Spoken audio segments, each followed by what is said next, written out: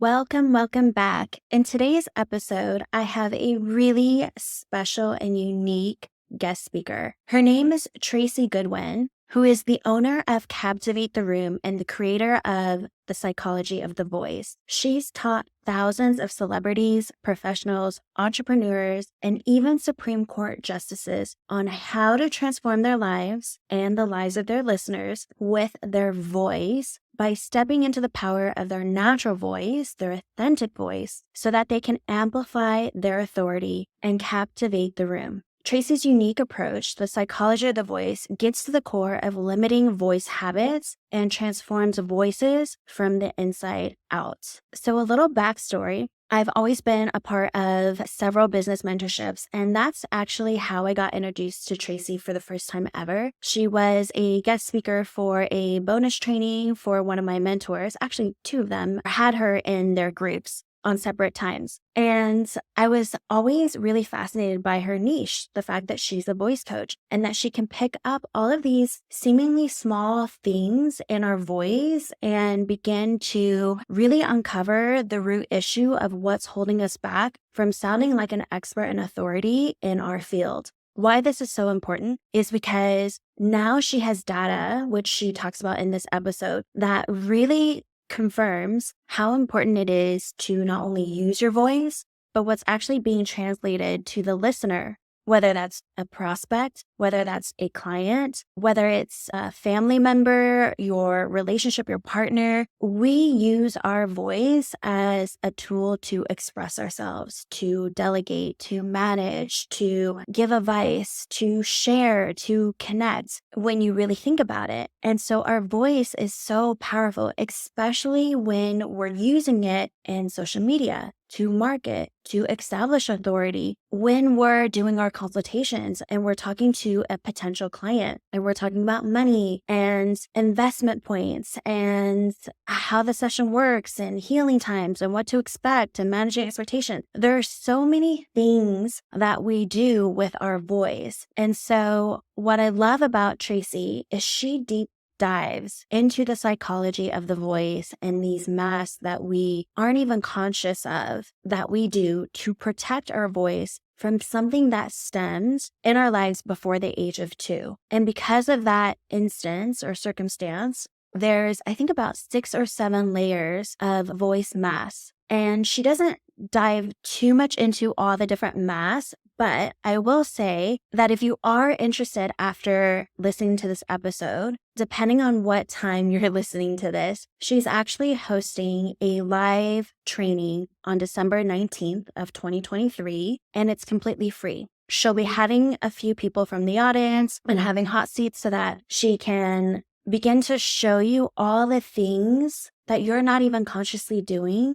in your voice that's actually blocking you from truly and authentically connecting with your audience. And what happens when we don't connect with our audience is that we're actually leaving a third of our buyers on the table. And this is why this is so important to understand and get a better grasp of, because a third of buyers, 30% of your buyers, are not booking with you because of something that they're picking up subconsciously in your voice, whether it's hesitation, insecurity, self-doubt. And that's why I wanted to bring Tracy on this episode, because I think her niche of voice coaching is so unique and can offer the cutting edge in your business and your messaging and your videos and your reels that can truly transform your business and make you an expert and authority if you use your voice appropriately. And it's not even about good or bad. It's about really uncovering the layers of masking that we do to protect ourselves from being judged and all these other things that we do to really protect ourselves from fear. And so in this episode, we dive right in and I just hit the record button. I think you're going to find it fascinating. And if you are interested in joining her free event, December 19th, We'll have in the show notes her Instagram handles, all her social media stuff, so that you can just send her a direct message and she'll get you registered. Again, that's December 19th. I don't remember the time, but all of that info will be in the show notes or on her social media accounts. I'll be there. She's also been doing a ton of lives, just expanding upon her experience and her knowledge and the research findings and the data that she's been uncovering for herself and from testing everything with her own clients. And if this is something that you're truly interested in doing, I highly, highly, highly suggest you get into her ecosystem, follow her, message her, because there's a lot to learn about what people are picking up when we're simply having a conversation with them. So without further ado, here is my interview with Tracy. Hi, I'm Jade Hernandez, a camouflage tattoo artist and educator. I help beauty bosses effectively market their business and become the authority in their field, close more leads, and make more money. In the past 6 years, I've launched 2 successful beauty businesses to multiple 6 figures with over 100 5-star raving reviews and several media press spotlights. While most marketers will tell you to hustle and work harder for success, I'll show you how to create more value from the inside out so that you work less, make more, and truly expand and transform your business and life. This is the Beauty Expanded podcast. Tracy, I am so excited to have you on here today because when it comes to the psychology of voice, I feel like it's one of those last things that people think of when it comes to selling, messaging, how they present themselves in the world. And I know we're going to dive right into this, but it's one of the things that really drew me into you. And I've met you a few times previously on some of my business mentorships. And I just remember hearing everything that you're going to be talking and educating people on. I just think you have such a unique niche, but it's also kind of where the future is headed, especially with AI and ChatGPT, which I'll dive right into my first question, is nowadays with everyone using AI and ChatGPT, and I'm even think of Instagram because a lot of beauty owners and businesses are on Instagram. It's very visual, it's very aesthetically pleasing. So a lot of us draw our business through Instagram. And when we're even creating a reel, for example, and we're using a trending audio, I would just love your opinion on the trend of AI, trending audios, ChatGPT, and how our voice, because I know that you've mentioned this, is really going to be that cutting edge thing that will set us apart. If you can just dive right in and just let me know your opinions on that, because that's where everyone else is going. But I do believe in what you've said in the past is this is the future cutting edge way of using your voice to compete with ChatGPT, AI, and also just trending audios. Absolutely. And I tend to go against the grain of what the world says on many, many, many things. And I am not anti-AI. I am not anti-ChatGPT. But I have spent 35 years as a voice researcher, and I work in sounds the size of a grain of sand. Even the best, if I was to look at this in 2 buckets, the generated voice that takes the place of your voice, and then the generated bucket of the music, neither one of them are you. Even a generated AI voice is not 100%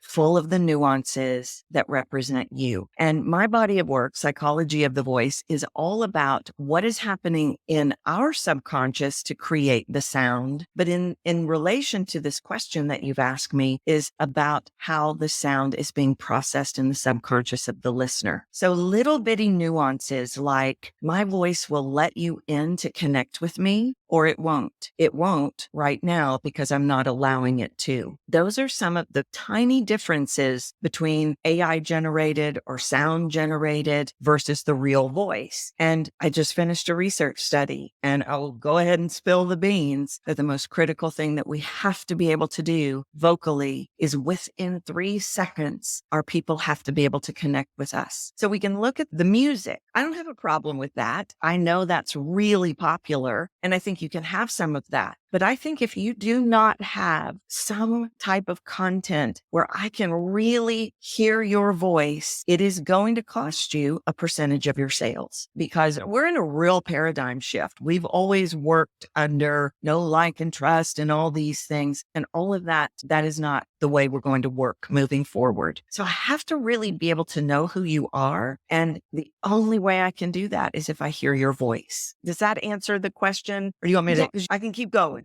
Yeah, I love it. I love it. No, that does answer the question. But so maybe just backing up, what are we listening for that we may not even be consciously aware of when we're listening to someone's voice? Like, what are things that we're picking up on that we're not even truly aware of, but obviously we're picking up on something that's leading us to either trust this person, like them, or know them. But you're saying actually that's not maybe what we're even looking for. We always were. And what's really happened over the last 3 years is that has shifted. And so we could take the example of trust and we could say, okay, we were always seeking a sound of trust. Trust is built in the melody of the voice. The melody of the voice is the up and down. So if you had melody in your voice, you had already established trust in the subconscious of the listener. But what we've seen happen over the last 3 years, and I don't say this to scare anybody, I don't want anybody to be scared, but we have eroded buyer trust. The buyers don't automatically trust us anymore. And voice truly represents our identity. It represents the experience that we are going to create for our buyer. So we're not necessarily seeking know, like, and trust anymore. And all of those things are represented in sounds.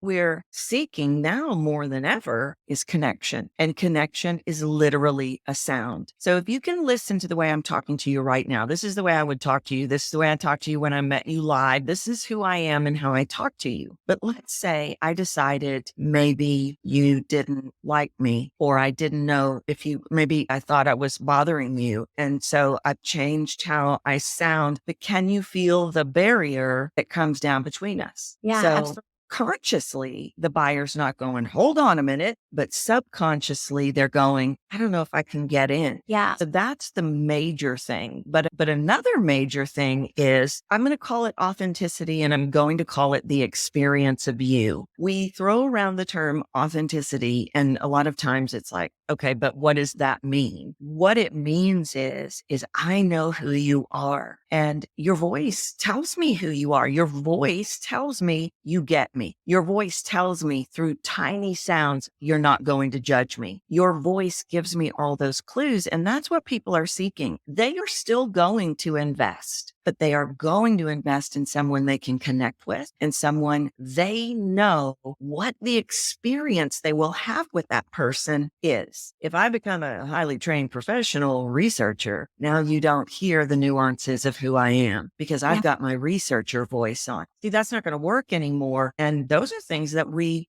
always relied on to work for us. That's so interesting that you say that, because one of the things I was thinking is I never even thought of that, but I will get compliments about that. Like I just knew that I could just trust you, or that I knew that I could just open up with you and you wouldn't judge me. I never actually tied that into a possible melody within my voice, as you say, the authenticity. That's so interesting. What other things are, because I love the way that you explained that when it came to authenticity, what other things would they kind of be picking up on? So you say connection, authenticity. Is there anything else that they're looking for in your voice? Well, I can touch on this full experience, and I can give you some examples. And you just teed me up beautifully for that they say to me, I know you're not going to judge me. That is an authentic sound that you are revealing to your buyer. The number of times I have sat with people and I've heard a sound and I can instantly hear all these sounds. And I have said, what concerns me is I don't think they're going to think they're good enough to work with you. And the person will go, oh my gosh, that's what people say to me. They say, I don't think I'm good enough to work with you. Now, here's where the voice misrepresents us in relation to what people are seeking. So these people in this example are thinking, well, I don't think I'm good enough to work with this woman. And this woman is thinking, I've got to prove to them I'm smart enough.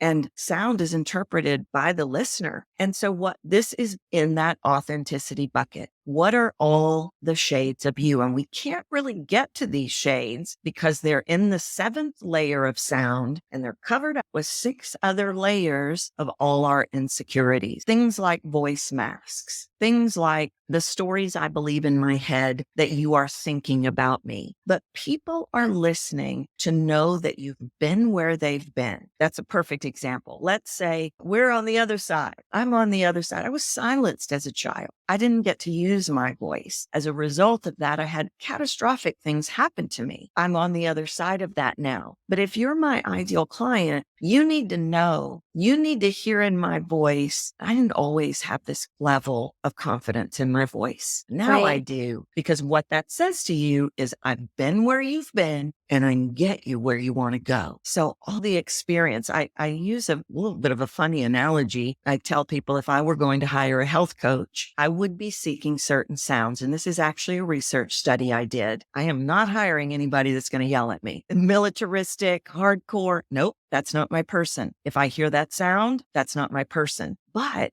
also know I can manipulate them into, I'm going to have more cupcakes. It's also a sound. So what are the sounds that I'm seeking? I'm seeking nurture. I'm seeking moderate hard line in the sand. I'm seeking a little bit of cheerleader. I'm seeking someone that can believe in me. Every single piece of that are sounds that are in us. We need to reveal those. And yet we don't, because we've got all these other layers and we've got all these societal implications that say, oh, well, you can't do that. Oh, well, certainly don't do that. So people want to know that you're their person and they want to really understand the journey you're going to take them on. What's it like to be in your program? What's it like to spend the day with you? What's it like to have you work on me? What is that experience going to be? That's what they're seeking. I love that. And I was fortunate. I had the privilege of actually seeing you work with a few people at this 3-day business mentorship program that I was in last weekend or 2 weeks ago. And it was really interesting because Tracy had randomly picked a few people from the crowd to come up on stage and play with her. And you had asked a really simple question, which they had no idea what you were. So you're putting them on the spot. And you had asked them to introduce themselves, say their name and what they were the authority of. And it was really interesting because as you're helping them really own their voice and their authority, you brought up some of the masks, which is what you mentioned, some of the layers that we mask our voice in. And one of the things that I thought was really interesting is this mask that we have, which is where we may dim our voice, is how I explain it. We mask it for the likability factor. Is maybe if I dim down some of my attributes or my status or my stature or my experience, my knowledge, my education, you'll like me better. It's so interesting if you can just dive in a little bit more on some of these masks that we have, because I also think from my personal experience, when I am doing a video and I am about to post something on Instagram using my voice, sometimes you feel like you have to get it perfect, right? Like it may take you 50 times to repeat this, but then at what point are you taking away all the authenticity and sincerity and the melody of your voice because now you've staged it 50 times in perfectionism, which is then I'm assuming masked in the insecurity of I got to get this all right for you to believe me or like me. Wow. Okay, here I go. First of all, how do I know if you got it perfect? You're the expert. Right. And the first thing I do with people when I work with them is I take away takes. You don't get to do, I want one take wonders, because what we do is we start to get in this, wait a minute, that didn't come out right. Those words weren't right. And this grip starts to tighten. And so then all of a sudden we're delivering a video where nobody's getting in. Nobody, because I've got to get these or whatever it is. And we really have to come to terms with being okay with being the expert. And part of that is I have to stop deciding what you're thinking. I do not know what you're thinking. I cannot ever know what you're thinking. So I do not go there. We have to learn to stand in our own power of I'm the authority. And this can be, I'm the authority because I've done it 35 years, or it can be, I'm the authority because I learned it and I'm good at it. And now I'm about to work on my first customer, because guess what? You are the authority to that customer. If I come to you, you You are the authority to me because I do not know what you know. And so we really have to wrangle with that. And I can expand on that a little bit more if you like, if you want to circle back to it. But this know, like, and trust concept is profound. We've always believed if we can get you to know, like, and trust me, you will buy from me. And the way that I approach things is when I say, okay, wait a minute, you're trying to get me to like you. Then in my mind, in psychology of the voice, I will immediately go to, then you don't think I will, then you don't think it's already happened. If I have to get you to like me, then I'm not working from the place that you already will. But here's the bad thing about like, and it's the biggest problem that we have. If I am focused on making you like me, I am most likely focused on changing who I am and being what I think you want me to be. And I better not say it that way because you might not like that and you'll leave a mean comment, and mean comments are a big driver. This retake thing that you're talking about, this I've got to get all the words perfect so that they'll like me, is really about, I don't want the hate and I don't want them to judge me. That is a big driver behind everything, because a big driver behind our voice is sense of belonging. I want to belong. I don't want to be cast out and told I don't know what I'm talking about. But we really have to keep all of that in context. We really have to look at the meaning we are assigning to strangers saying we don't know. And part of that, like I've already mentioned, is I've got to get really good with, I'm an expert, and that's not arrogant. I can own that. The same thing happens with trust. I got to get you to trust me. I've got to get you to trust me. And what I talked about at the event was maybe the whole problem is I don't trust you to trust me. So you see, we've got all this orchestration of being all these things. And there's no way I can vocally represent who I am when I'm constantly deciding, are you liking me? Or maybe you don't like me to go that direction. Or maybe I'm being a bother. Maybe I'm not smart enough. Or maybe I don't know what. You see, all that will change how we sound, and they are going to determine who we are based on sound. They don't know the backstory. Now, that's not really about masks. I can talk about masks, but that's one of the biggest bandwagons I'm on right now, is that no, like, and trust, it isn't working anymore. And this is why, because people can hear through it. Fascinating. So, and I agree with you. No, like, and trust, right? We're in an anti-trust era right now. Buyers are a lot more sophisticated. They've been burned before. If you could summon it up, where are we heading if no, like, and trust is kind of the old way of doing things?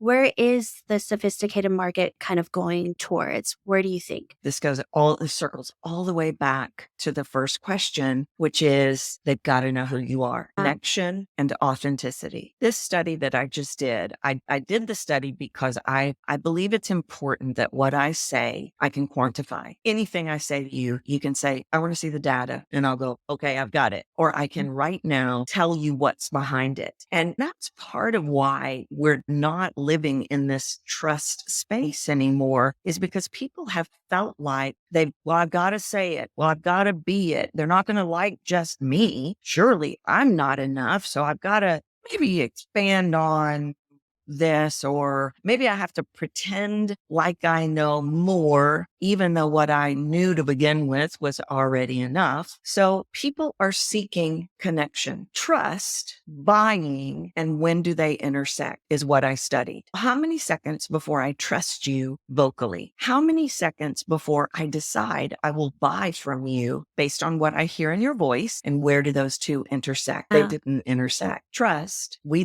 there was a through line where people trusted what they heard. There was a through line when people would say, I would buy from this person. But over half the data said, I trust them. I will not buy from them. So everybody said, okay, then what is it, Tracy? What are they seeking? Connection. I have to feel that you let me in. I have to feel your realness, and then I have to hear who you are. I don't want to hear you justify how good you are. I don't want to hear you prove that you know what you're talking about. I don't want to hear you peacekeeping because you think I won't like what you have to say. I need to know who you are and what we're looking at. And we've always shied away from that because we've always been led to believe that that will cause a rejection. That is actually actually what is going to cause people to buy.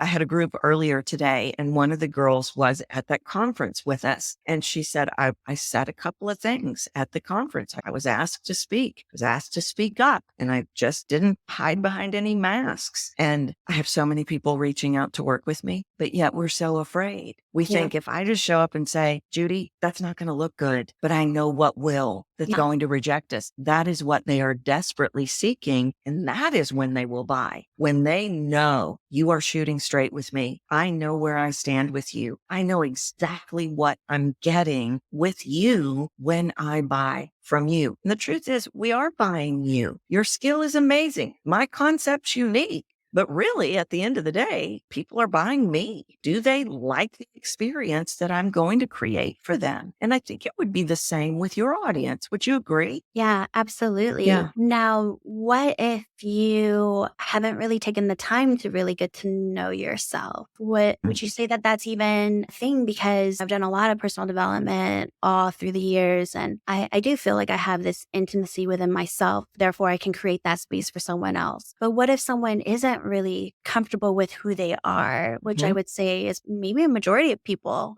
So then what would you say to that? I think there's obviously value in, I'm a lifelong learner like you. I will work on myself until the day that I'm no longer on this planet. So I do believe that there's value in it. But I think we can flip the script on this. And instead of saying, well, you've got to work on yourself, you've got to get really comfortable with who you are, I think we could flip the script to, you just have to stop protecting who you are, because protection is what creates the barrier. So let's say I have a needing to prove mask. I have an insecurity if I have a needing to prove mask. I am insecure that you think I know what I'm talking about. So I'm going to protect that, and I'm going to talk to you like that. I'm just being real. Jade, I'm just being real. This is what's happening. Okay, that's protection. So I have to really start peeling away the protection and stop making everything about me. We live in this either or world in voice land. I talk about it all the time. We live in that, well, you're going to buy or you're not.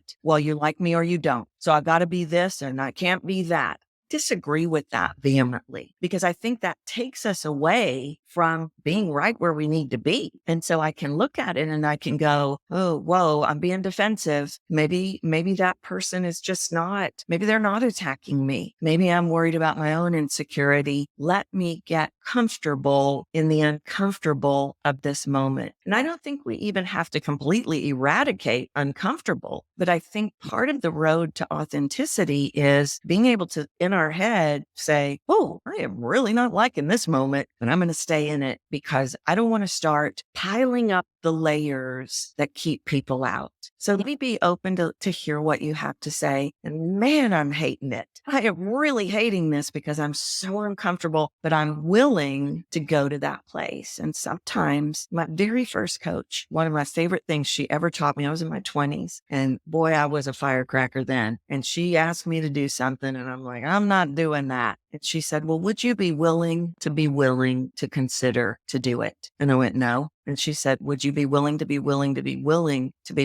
consider what I'm asking you? And I said, I'll do that. And it was that action that started pulling away those layers of protection. And that's what we're doing. The subconscious knows that our voice is the most vulnerable asset we have. It is our identity. It is the revelation of our soul. It's going to protect it at all costs with layer upon layer upon layer to keep people out. Why? Because we've all been hurt. We've all been burned. Very powerful. How did you even get into this? Kicking and screaming.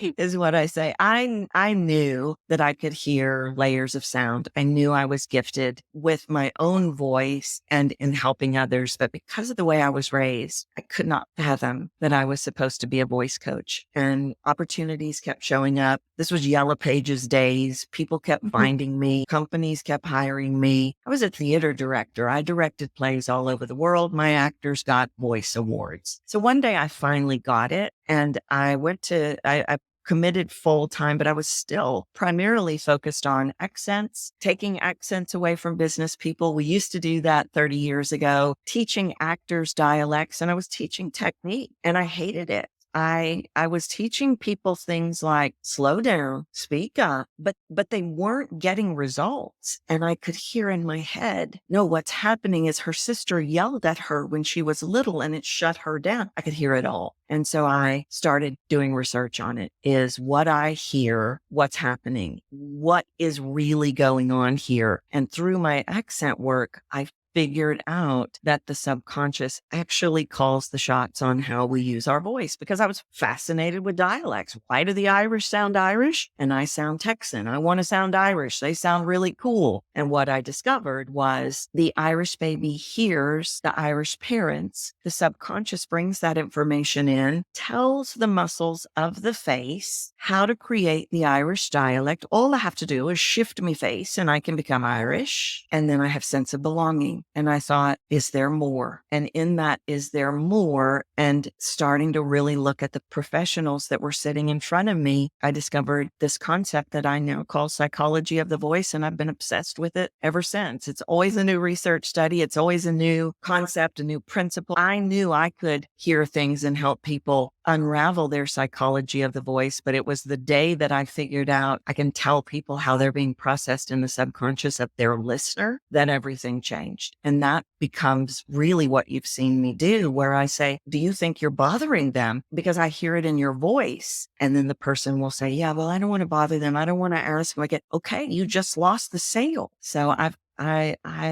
so I got into it kicking and screaming, but I'm absolutely obsessed with it. Yeah, it's so powerful. And I've become obsessed with it through you, just because, like you said, there's so many layers that you can unpack within this. And then on the other side, how much more powerful you can be. Mm-hmm. I know that in the seminar or the conference, you had mentioned that we leave, or maybe it was a live, because I noticed you've been doing a ton of live videos, Mm-hmm. which is awesome as well. So one question is that kind of like a homework assignment practice that you have your clients go through?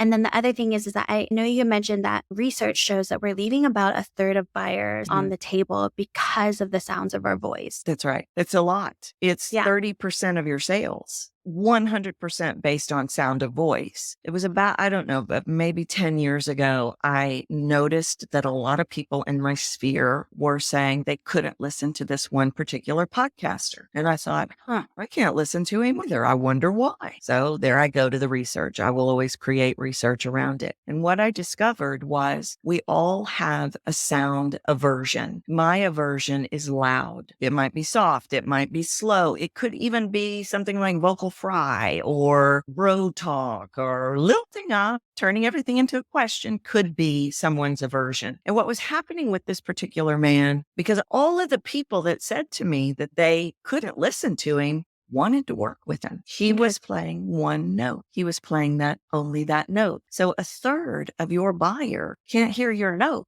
And we categorically stay on one note. People will call it monotone. They'll say, well, I stay all the same. I deliver my information like this. I deliver my sales pitch like this. I have my discovery calls like this. I don't know who you are when you do that. And if that is my aversion, there is no way I'm going to buy from you. So one of the things, and this is a dovetail into what I've been calling the voice experience. One of the things we have to do is we have to find all your notes that are buried under those 6 layers, because you don't know what your audience's aversion is. Fast is a perfect example. There are a lot of people that believe I have to go fast in order to keep their attention. Like I think somebody's out there telling everybody, you got to go fast. If you don't go fast, they're not going to watch a video. You got to know what would happen if I did all my lives like this and I talked to you like this, and you wouldn't be able to understand anything I said. Right. Now I can go fast. I can talk fast. Yeah, fast is good. But what else is there? And that is the work that I've done with many, many people is, okay, we've got to find your shades. We've got to find all the feelings. We've got to find all the emotions. We've got to find all the things beyond the core sound that you work with, because a third of those people are not going to listen to that one sound. That's all you play. You've left them going, really thought she was my person. Guess I need to go find my person. I want, and it's from a sales perspective, I want before the discovery call is over, before the conversation is over, I want people, and I want this for my people to be saying, why can't you take my Visa card right now? Why can't, what you have a Stripe? Take my money right now. I know you are the one I have to work with. And it comes from building emotional connection. What builds emotional connection? Sound. not Wow. words. I love that. Which then brings me to my next question. So one of the things I've noticed with a lot of new artists, new business owners, is when they're doing a consultation, which is their opportunity to get to know the client and hopefully have them book and trust them, is they're working from probably protective measure, well, an insecurity. But then it also is reality in the sense that I'm new at this, Jade. I don't have a portfolio. I don't have the years of experience. I literally just got trained a couple months ago. And now I'm quoting someone to get this service done for X amount of dollars. So if I don't necessarily feel confident because I literally do lack the experience and the portfolio and the before and afters, what are some things that they could work on or tips or a different way of looking at that when they go on that call and they're putting themselves out there? This is something that I have a conversation about or work on, I would say at least once a day. I have a lot of younger producers in companies, younger entrepreneurs, they're building their business. So my first thing I want to say is you're in an amazing position because you get to establish right away who you are from a voice perspective. But these are mind shifts that we've got to make. And the first one is you are working from what you don't have versus what you do. And when I say working from, it's what my driver is internally. If my driver is, and you could call this thoughts as well, if that is, well, they're going to think I don't know what I'm talking about because I don't have a portfolio and I haven't done a portfolio.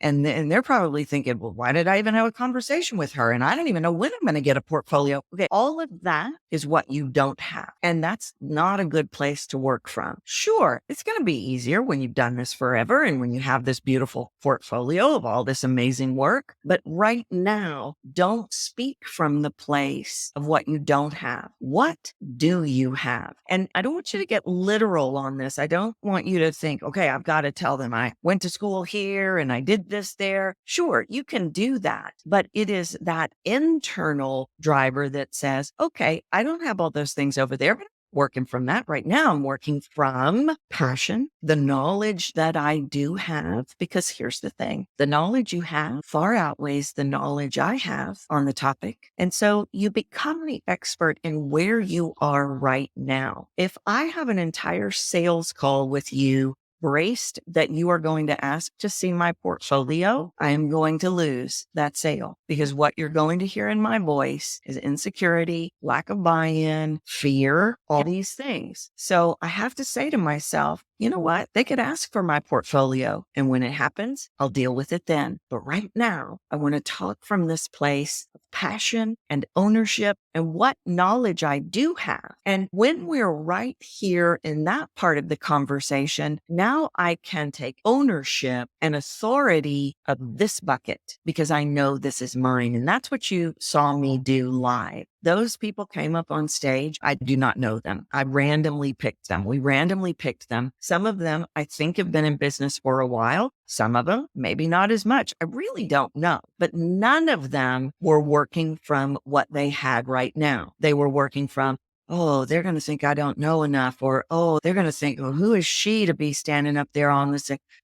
They were working from what they didn't know. And so they introduced themselves much more timid. And then I plugged in a couple of things like own what you know right now. And they were able to stand in that authority. One of them even is a doctor, a PhD, I believe. And the first time she hadn't even said she was a doctor. The second time she did. So we have to work from this is what I know. This is my experience. And then we can pepper in passion. And passion is actually more powerful than I've done this for 32 years. People don't comment to me so much about my body of work, which is probably the thing I'm most proud of. They comment about my incredible passion for the work that I do. So I could have no body of work and I'm tapped into what I believe is possible. Speaking of possible, possibility is the easiest sound for the brain to process. So if I'm worried that maybe I don't have enough stuff to sound like the expert or to get your business, I'm not sounding like anything's possible. I'm sounding like everything's a disaster.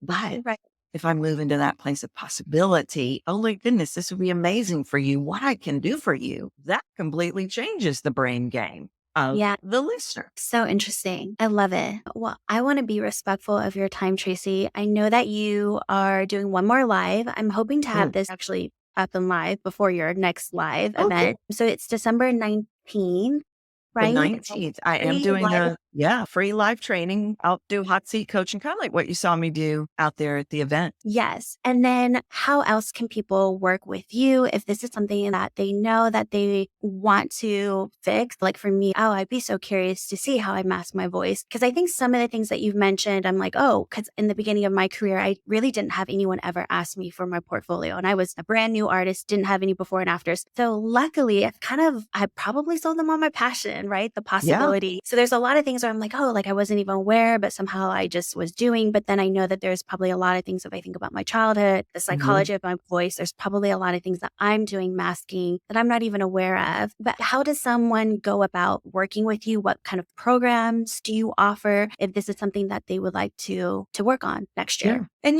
here's the thing. There's no bad. I say this to my people all the time. There's no bad. I think what's cool about this work is we can take the success that you've already gotten and what's possible next. If we peel away some layers, what else is in there that's not coming out? How can I make your job? How can I get you what you want, more of what you want faster is really what this is about to me. And also fun and feel more free about it.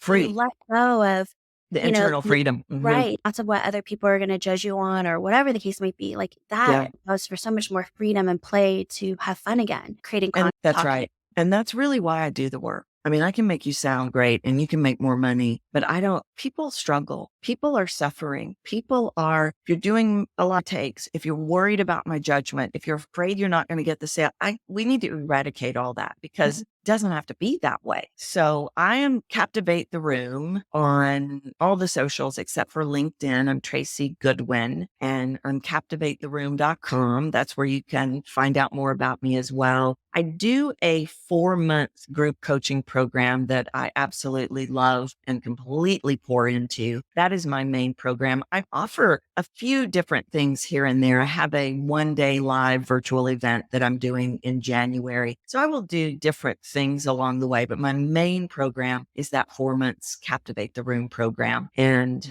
I'm doing the free training. That's going to be great. Did I answer all the questions on that one? Yeah. So you do one free live training a year. Is that what you said? No, it's my last one for this year. It's my last one for this year. And I don't know exactly what it looks like for next year. It may be quarterly. It may be every month. It may be every other month. But I don't want people to think, well, you know what, I'm going to wait and do that some other time. I want to plug some things into you on the 19th that you need going into 2024. And if you are struggling being visible, we need to talk. Because now more than ever, I need you to be visible. I need to hear your voice. So that's what I'll be talking about in that training and teaching to in that training. But then otherwise, I do, like I said, the group program. I do take some solo clients and then I do sporadic different things throughout the year, but I'm not exactly sure of the free schedule yet for next year. Yeah, I love it. And then just out of curiosity, I know that you work with corporations. Is it just tending to be geared towards the sales team? I'm just curious, like presenters, like public speakers for a company brand? That's such a great question. And people will say to me, and I love this, people will say, oh, you work with a lot of speakers. No, I don't, actually. I work with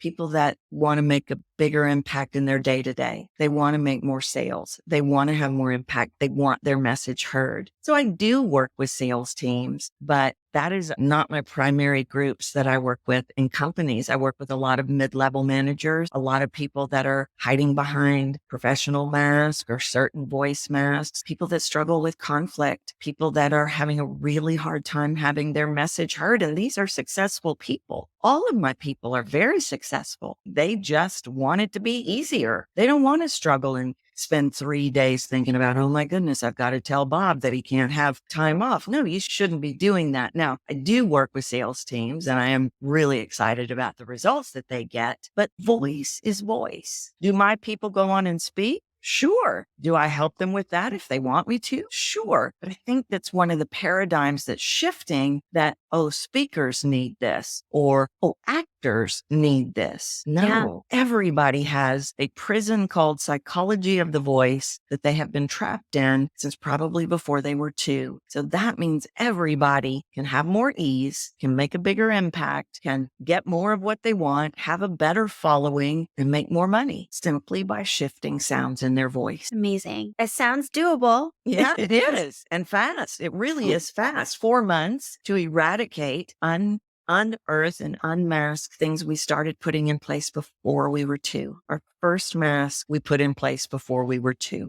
is what the research shows me. Wow. And I have a little one. He's 5 years old. And even just thinking about that, like how what I'm doing or what I may not be doing, he owns his voice as well. And yeah, love that. well, I thank you so much for spending some time sharing your knowledge, your wisdom. I will have all your information in the show notes for people to find you and interact with you, engage with you, hopefully join the live training. Thank you so much, Tracy. I'm going to run through my notes real quick, just making sure I got everything. Sure. No, really, I'm really excited for the data. I'm not even a big data person, but I noticed from your lives, you are sharing a lot about the data, research findings that you found. And one of the other things, I'll just end it with this, which I thought was so fascinating, which you also mentioned at the conference, is that the data that you've been acquiring shows that it's not fear of public speaking. That's like everyone's number one thing that they're afraid of, right? We've been told that ever since we were in school. The number one thing that everyone's afraid of is public speaking, but rather it's the fear of looking stupid. So follow Tracy. She shares so much more research that she's finding out about a lot of things, even the know, like, and trust, which is something I've always heard in business as well. Is there anything that you would like to, or how you would like to conclude this episode? The only thing I will add, and I think that we can have hours of conversation around sales and voice, but I want all of the listeners I want to get them out from under all the noise that they've put in place around selling that is actually manifesting in their voice. And I want you to just start thinking about sales as a conversation. Everything, even if you're standing on a stage, in my world, it's just a conversation. And it's a conversation from the best version of you, not the perception of what you think they're thinking about you. So I'll leave you with that. I love it. Thank you so much, Tracy. I will catch you guys on the next one. Thank you so much for tuning in. I'd love to connect and help you more.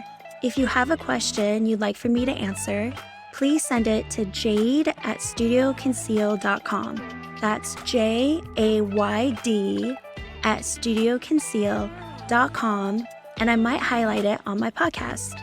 I find what's often personal is most general. So if this episode helped you, please share it with a friend who may need the encouragement and inspiration. I'll catch you on the next one.